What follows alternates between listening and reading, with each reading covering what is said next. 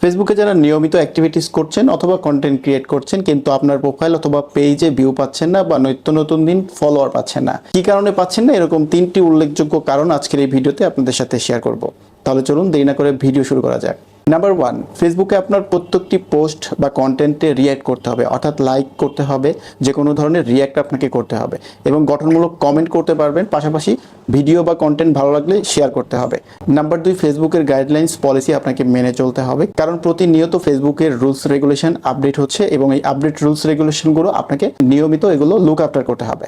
Number 3 এবং সবচেয়ে গুরুত্বপূর্ণ বিষয় হচ্ছে আপনাকে ফেসবুকের রেগুলারিটি মেনটেন করতে হবে, অর্থাৎ প্রতিদিন আপনাকে অ্যাক্টিভিটিস করতে হবে। আপনি যদি কন্টেন্ট ক্রিয়েট করেন সেটা কিন্তু আপনাকে প্রতিদিন কন্টেন্ট শেয়ার করতে হবে। কলাম যদি লিখে থাকেন তাহলে কলাম লিখতে হবে, আর আপনি যদি ফটোগ্রাফি করেন সেই ফটোগ্রাফিও কিন্তু নিয়মিত করতে হবে, কারণ আপনি যখন নিয়মিত করবেন তখন ফেসবুকের যে আর্টিফিশিয়াল ইন্টেলিজেন্স রয়েছে সেটা কিন্তু অটোমেটিকলি অর্থাৎ স্বয়ংক্রিয়ভাবে অ্যালগোরিদম বেড়ে যাবে।